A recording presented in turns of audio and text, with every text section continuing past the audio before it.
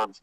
But when you cut through many of these unfounded claims, many of his incoherent statements, I think there is something significant that he said. And he said he wants to reopen the Strait of Hormuz. Remember, last week he had made statements explicitly saying he doesn't mind for this conflict to end and for the Strait of Hormuz to be in Iranian control. Now, over the past 3 days, on several occasions, he has reiterated that it's important for him, that it's priority for the Strait of Hormuz to be opened. And that's where we have the deadlock here. That's where we have the impasse. Iranians have control over the Strait of Hormuz. They say moving forward, things are going to work differently. They've called for a protocol to be established for the safe passing of ships through the Strait of Hormuz, presumably using it as a lever to keep ships linked to hostile countries like the U.S. And Israel away from the Strait of Hormuz. Now you have Mr. Trump saying he wants it open, and that's where you have the deadlock, the stumbling block.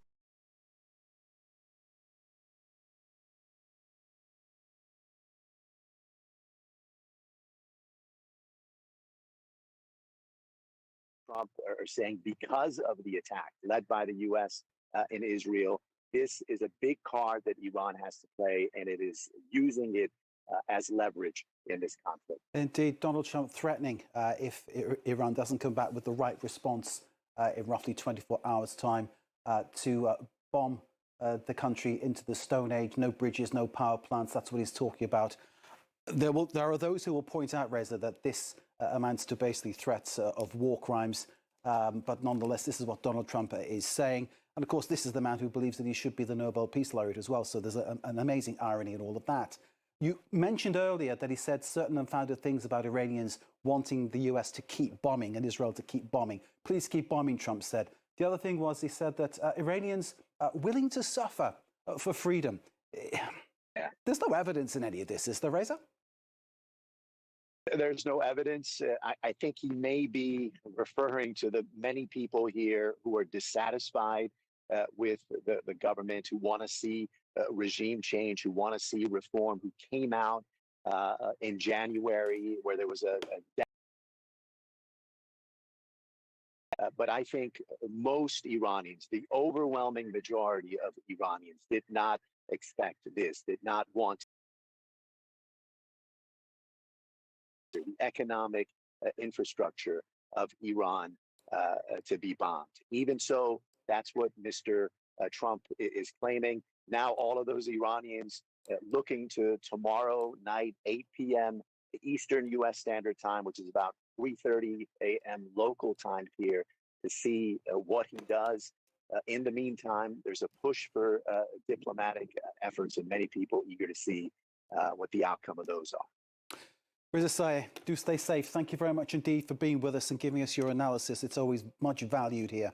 Reza Sayeh, our correspondent there, live in Tehran. Thank you, sir. We're, of course, watching for all developments on the situation for you. Next, 2 rucksacks packed with explosives recovered next to the pipeline which takes oil to Hungary. The Turk Stream pipeline appears to have been the actual target. The find was made on Serbian soil, and Belgrade says this could have caused serious damage to the pipeline as well as killing people. President Alexander Vučić praised his intelligence services for the find, but in Budapest, the Hungarian opposition leader Peter Magyar says that he suspects this is a false flag operation to try to sway the Hungarian election on April the 12th towards his rival Viktor Orban. While both Hungary's Prime Minister Viktor Orban and a Kremlin spokesperson confirmed they do not have enough facts to lay blame, both appear convinced it was an attempt by Kyiv, Ukraine, to sabotage an important gas route between the two countries. But Kyiv and Hungary's opposition think that the timing, 1 week away from the national election, is suspect, to say the least. And Serbia, too, seems to suspect the manipulation of facts. Here at France 24, Eliza Herbert with this. Presenting to the press in front of the pipeline in question, the Hungarian Prime Minister once again implied who he thought was behind an alleged attempt to blow it up. I would not further damage Ukrainian-Hungarian relations by accusing any country, say Ukraine, without knowing the facts. so I would not do this until we have the facts. I will not do this. However, it is undoubtedly true that what we are experiencing here now fits into a series of events, since the Ukrainians have such an ability and are willing and able to do something like this.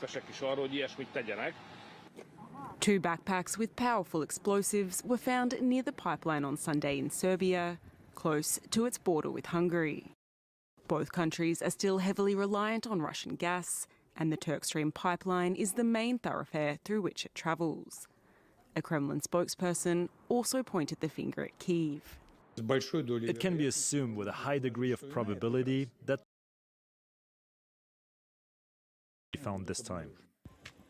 However, the timing of the discovery has raised some eyebrows. Hungary's national election is on Sunday, and Viktor Orban is trailing in the polls. Speculations have spread of ways Moscow might try to keep the Russia-friendly leader in power.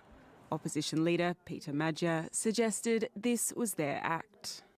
Many people have suggested that something might accidentally happen in Serbia, possibly involving a gas pipeline around Easter, 1 week before the Hungarian elections. And now it has.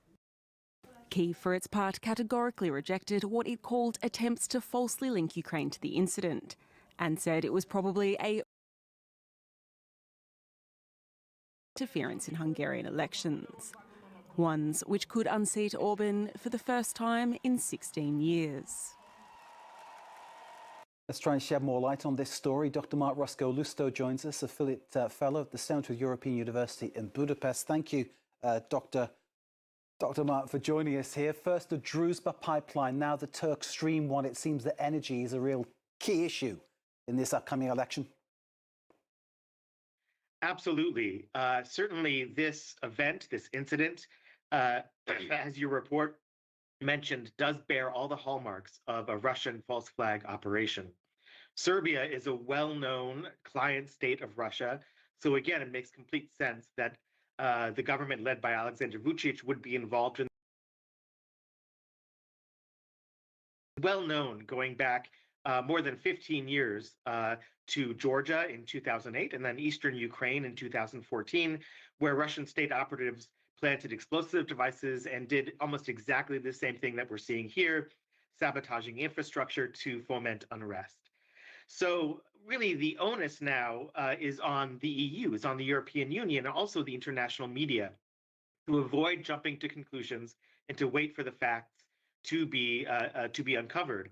The EU should absolutely call for an independent investigation. Right now, the investigation is being handled by Serbian authorities, and I don't think that's very wise to leave it to a client state of Russia to figure out exactly what happened here. And then the next step in the false flag playbook would be, as we again saw in the video coming from Viktor Orban, would be to blame Ukraine. And certainly Hungary has been setting the stage for this kind of rhetoric by blaming Ukraine for delaying repairs to the Druzhba pipeline, as you mentioned. But really, it's up to the EU and the international media to avoid giving any credence to unfounded accusations about Ukrainian involvement. So, Dr. Mark, is this saying to you that Viktor Orban is genuinely concerned that he will not win this election? And does it also say to you that Moscow is concerned that its man, Viktor Orban, will not win? I think and next to Viktor Orban, the person who stands to lose the most in case of a Fidesz loss, and Fidesz is Viktor Orban's political party, is Vladimir Putin. Certainly, Russia stands to lose the most with a change in power coming in Hungary, because Hungary has been Russia's key ally in the EU. And I would go even further than saying an ally. Viktor Orban is Vladimir Putin's secret agent within the EU, and we've seen evidence of Viktor Orban being in regular contact with high-level Russian officials through Hungary's foreign minister, relaying secrets, top secret information to Russian officials. So it's absolutely clear to me that not only is Viktor Orban nervous, but Vladimir Putin is absolutely nervous. And it's not at all clear to me that this incident has actually helped Viktor Orban. There are 6 days until the election. Polls show that most Hungarians have already made up their minds about who to vote for. Maybe a month ago, this kind of false flag operation would have swayed some undecided voters. But at this point, people have heard so much and they've seen so much, And the campaign rhetoric has been at such a high pitch for so long here in Hungary that it's not clear to me that this is really going to make a difference. So in terms of what happens when this election comes about, you're saying that the incident on the so battered by the economic downturn that Hungary's been suffering for the last 10 years, really under Viktor Orban's regime. And the middle class in Hungary has been suffering the most. And how Peter Magyar has managed to keep his lead has been by hammering on these domestic issues. Cost of living, healthcare, public services. And so it doesn't seem to me that this will sway voters because to this point, Viktor Orban has been trying to sway them using foreign policy arguments, and it really hasn't worked.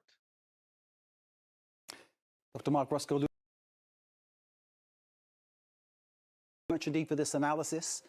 Clearly, the investigation regarding the rucksacks left by the Turkish Stream pipeline in Serbia continues, but your analysis of what it means on a wider scale, certainly with the Hungarian election coming up, is definitely food for thought. And thank you very much indeed for giving us that briefing, Dr. Mark Roscoe from the Central European University in Budapest.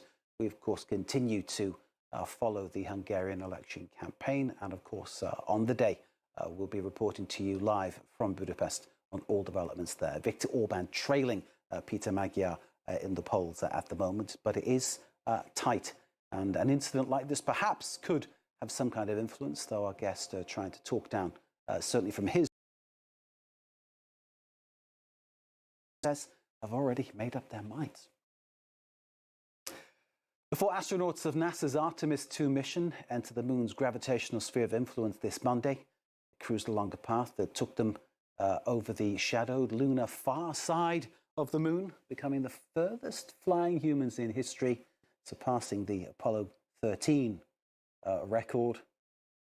They've travelled further from Earth than any humans have ever done. These images only telling you a small slice of the scale of what they've actually achieved.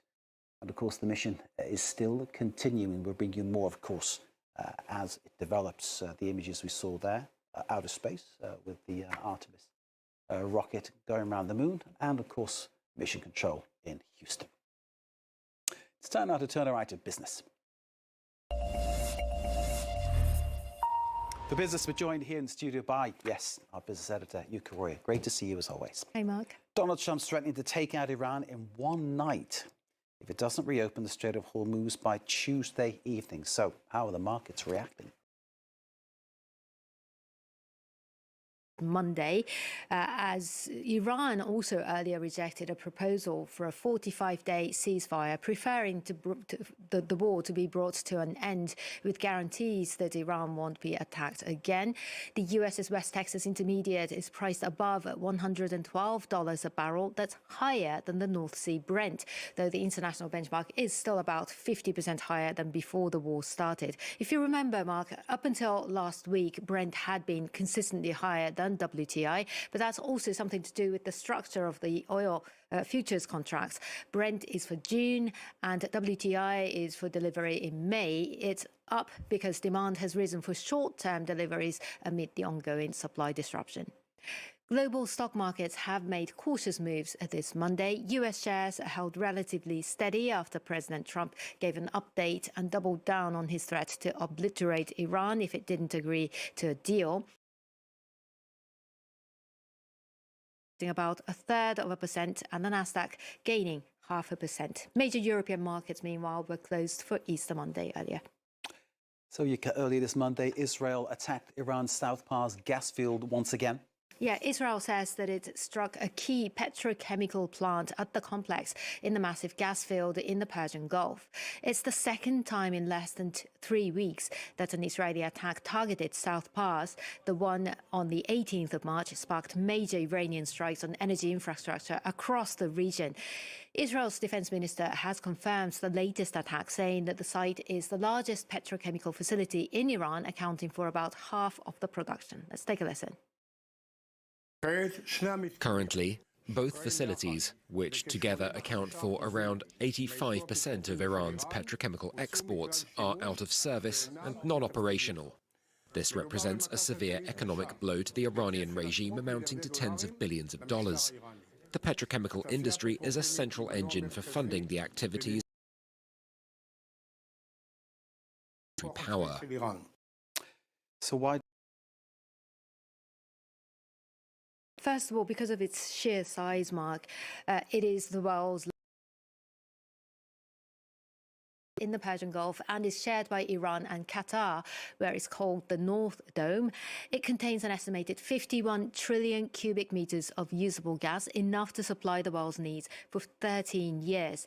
Now, this accounts for about a third of the world's known reserves, and Tehran controls the largest share of this reservoir, accounting for 70 to 75% of Iran's total gas production. But unlike Qatar, Iran currently has no export capacity for liquefied natural gas and has been exporting small amounts via pipelines to neighbours like Turkey and Iraq. A vast majority of its production is used domestically. Iranians are among the world's largest consumers of gas, relying on the commodity for cooking and heating. And about 85% of Iran's electricity is generated by gas-fired power plants. So it's hugely important for Iran, and explains why it retaliated by hitting its neighbours' energy infrastructure after the first South Pass attack back in March. And those tit-for-tat attacks marked a major escalation in the global energy crisis. Wouldn't strike it again, although he warned that if Iran continued to target Qatar's energy infrastructure, the US would step in and blow up the gas field. Late last month, analysts at Rystad Energy estimated that by that point, costs of repairing damaged infrastructure in the Gulf amounted to $25 billion. And while Saudi Arabia was able to restart its Ras Tanura site fairly quickly, others would stay impacted longer, with Qatar's Ras Laffan and Iran's South Pass topping the list. And that's it from the business there. Indeed. Yuka, thank you very much indeed. None of it sounds good for business, and certainly doesn't sound good for the people who will be caught in the middle of it. Yuka Roya, our business editor, as always, thank you very much indeed. Yuka back with more business later. We take a very short break. After that, more news. Stay with us.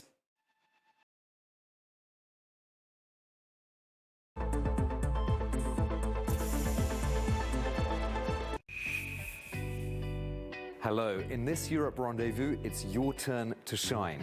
Get on your smartphones, tablets and cameras and take part in our big video competition about Europe here on France 24. If you're interested in the EU and you're either a high school pupil or a university student or a journalism school trainee, then this video competition is for you. You can choose one of two topics, either EU cohesion policy, look up what that is, or fake news about the European Parliament. Sign up on our platform and send us your videos before May the 4th. They should be between 1 and 4 minutes long. And the winning 6 videos will get major exposure on Europe Rendezvous here on France 24. On your marks. You don't get to do the same thing every day. It changes constantly. There's opportunities everywhere, all over the country. There's plenty of different routes that you can go down. What led me to aviation student maintenance was just an opportunity for an amazing career and betterment for myself and my family in aviation, and this is the place to do it at. My biggest question when people finish is just, where do you want to go? Because there's going to be a job there for you somewhere.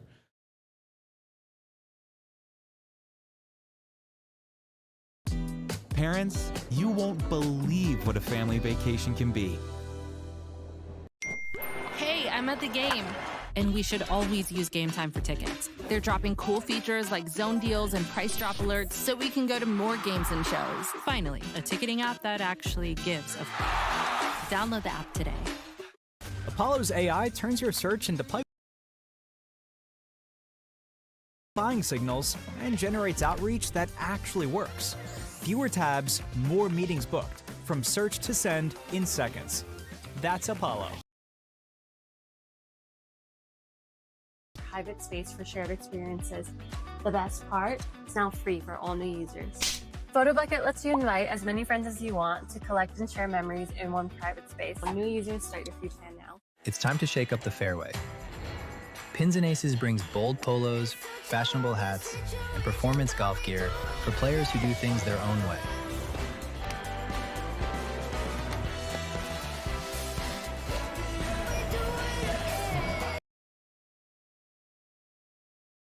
drives to great times with your crew, every round is a chance to show up in style. Play your game with Pins and Aces. Shop now. Detox.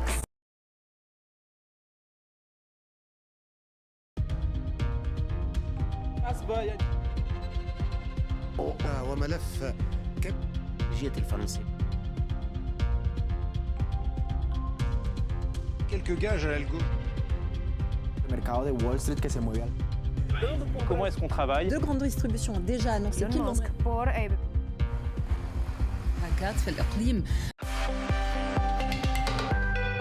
Tiny fraction of the EU cohesion funds that are available for this whole region. Europe Rendezvous, presented by Armin Georgian on France 24. Watching France 24, I'm Mark Owen. These civilian infrastructure would not be a war crime because, he says, the Iranian leaders are animals. Another shockingly offensive statement from the US president. He added his Tuesday deadline on the reopening of the Strait of Hormuz is final. Meanwhile, on the ground, Israel strikes Iran's major petrochemical plant, South Pars. 2 rucksacks packed with explosives recovered next to the pipeline that takes oil into Hungary. The find was on Serbian soil. Belgrade says it could have endangered many lives and caused significant damage to the pipeline, but Hungary's opposition smells a rat and suspects a false flag operation to try to sway the Hungarian election for Viktor Orban on April the 12th. 4 astronauts of NASA's Artemis 2 mission entered the moon's gravitational sphere of influence this Monday and then cruised along a path that took them over the shadowed lunar far side, dark side of the moon no less, becoming the furthest flying humans in space history. This is Prime News Paris.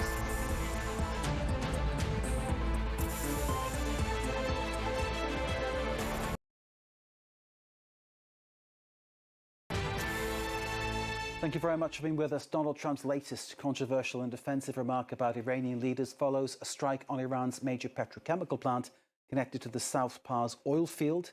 Trump earlier saying airstrikes on civilian infrastructure will not be war crimes because Iranian leaders are animals. Israeli Defense Minister Israel Katz confirmed that Israel attacked Iran's South Pars petrochemical plant at Asulaya. Katz making the announcement after Iran said that the facility had been hit. An Israeli attack in March on South Pars facility sparked major Iranian retaliation targeting oil and gas infrastructure across the Gulf Arab states.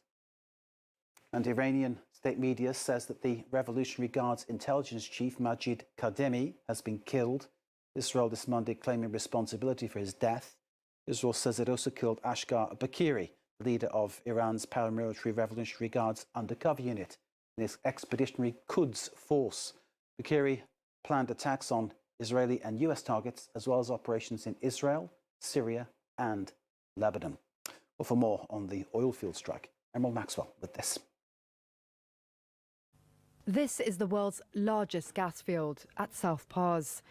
It's under the waters of the Persian Gulf and is shared by Iran and Qatar. On Monday, Israel struck a petrochemical plant on the Iranian side of it, which it said was responsible for about 50% of the country's petrochemical production, calling it a severe economic blow to the regime.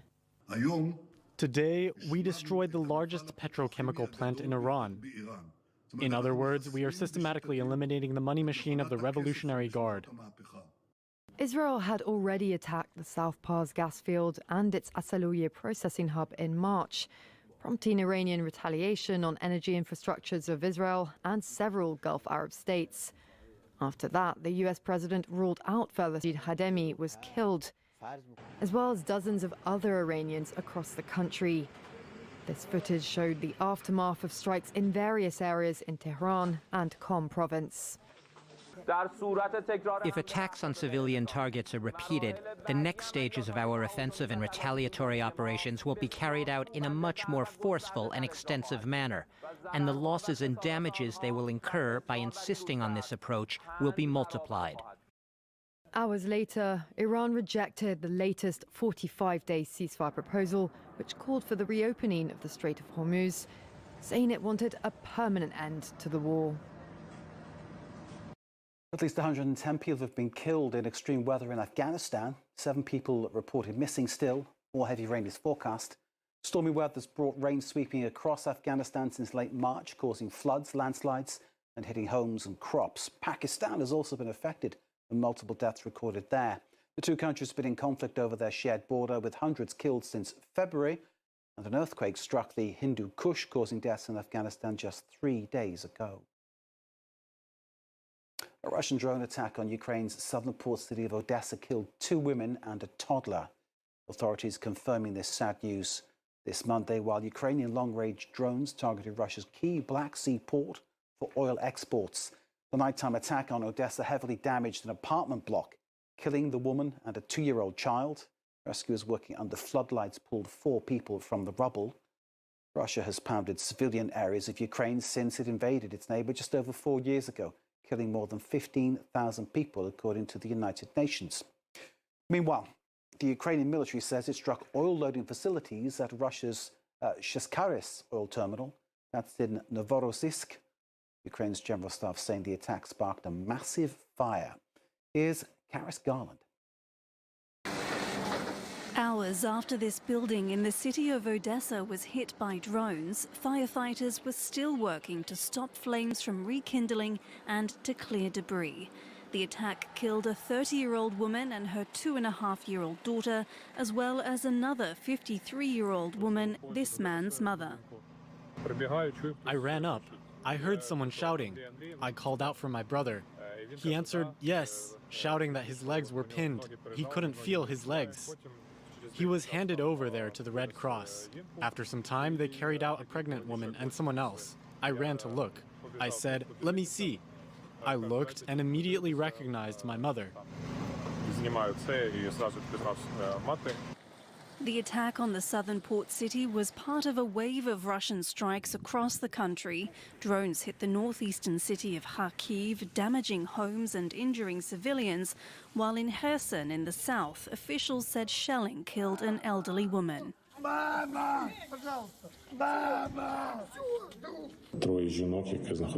3 more women who were nearby sustained blast injuries.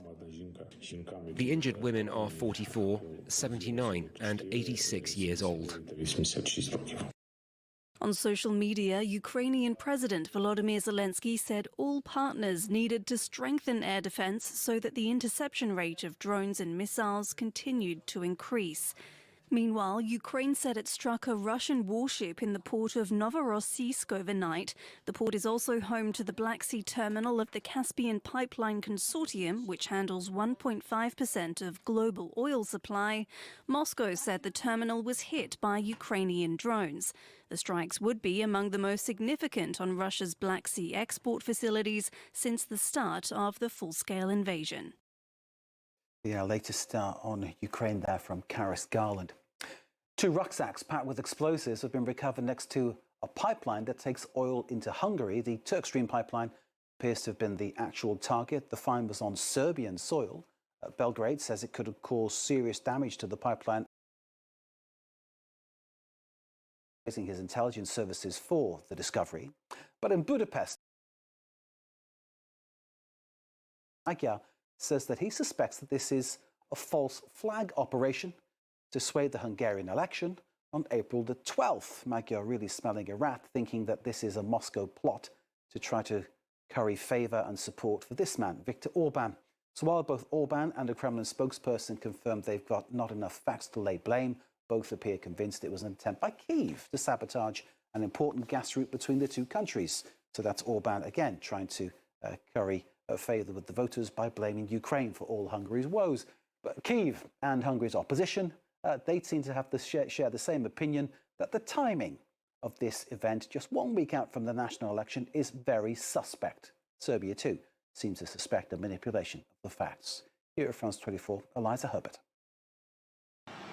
Presenting to the press in front of the pipeline in question, the Hungarian Prime Minister once again implied who he thought was behind an alleged attempt to blow it up.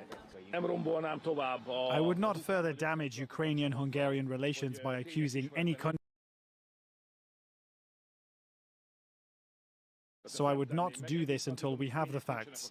I will not do this.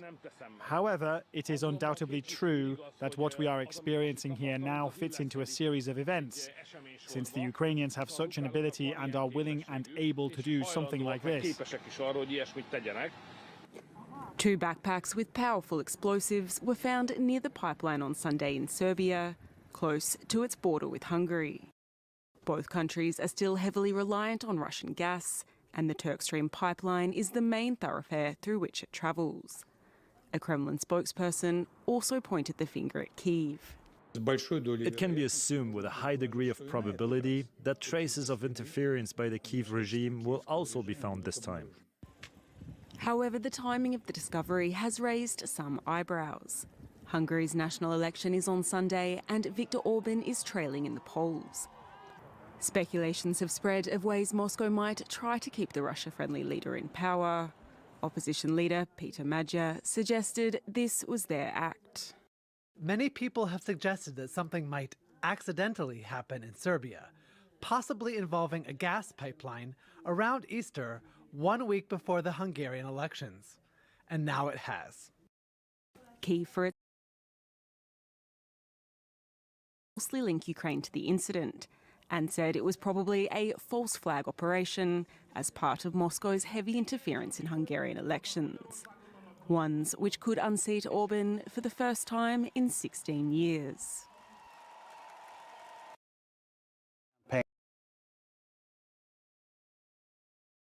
Let's bring you some news from outer space. The 4 astronauts of NASA's Artemis 2 mission have entered the moon's gravitational sphere of influence this Monday. They cruised along a path that took them over the shadowed lunar far side, the dark side of the moon, some call it.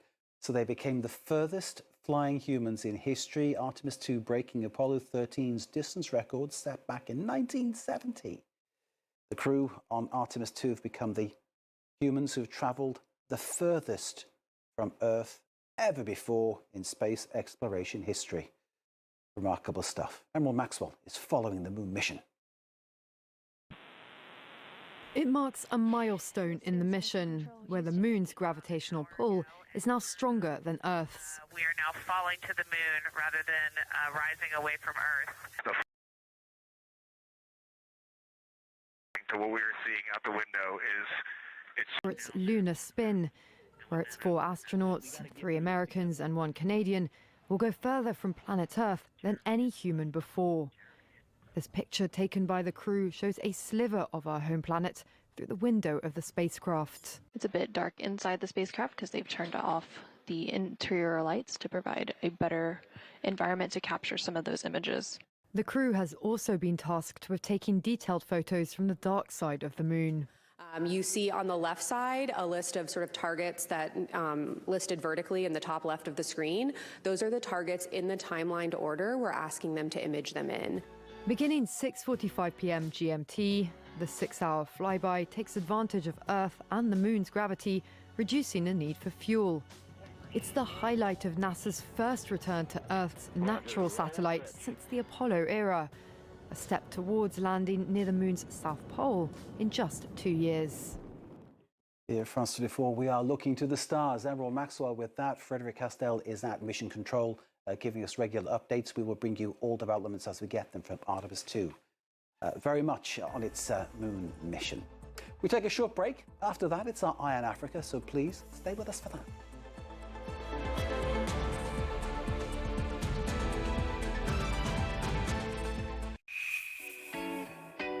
In our latest Europe rendezvous, dramatic mountains, iconic clementine trees, endangered sea life. We've got quite the lineup for you here in Corsica. This jewel of the Mediterranean is part of France, but it may be heading towards more autonomy. We're going to explore some of the local politics here and, of course, the impact of EU cohesion funds on this island. We're also visiting the Creuse, a department in central France famous for its Valley of the Painters. This is where the French Impressionists came, and the Creuse is also well known for its tapestry work. But this also happens to be one of the poorest departments in France. It's caught in a development trap, and it receives just a tiny fraction of the EU cohesion funds that are available for this whole region. Europe Rendezvous, presented by Armin Georgian on France 24. When I think of how we survived here, we lived because death didn't want us. In 1948, at the dawn of the Cold War, the Korean peninsula was split in two. In the south, martial law was declared on Jeju Island, the population suspected of communist sympathies. A bloody crackdown against rebellion ensued. The ultra-nationalist government at the time was backed by the US. The U.S. Army did not directly participate in the repression, but it played an advisory and operational leadership role. In the future, it's important that history be corrected so that these events never happen again. Watch Jeju Revisited on France 24. Welcome to Eye on Africa. I'm Clarisse Fortuné. Christians around the world have been overshadowed by violence. Dozens of people have been killed in multiple attacks across the country. As tensions in the Middle East escalate further, their fallout is being felt far beyond the region. In Nigeria, Africa's largest refinery is operating at maximum capacity to help mitigate the crisis' full impact. Meanwhile, in Kenya, millions of kilos of tea remain stranded. But later in the program, moments of joy. In the DRC, tens of thousands of jubilant fans gave their football team a hero's welcome after securing qualification for the World Cup for the first time in 52 years.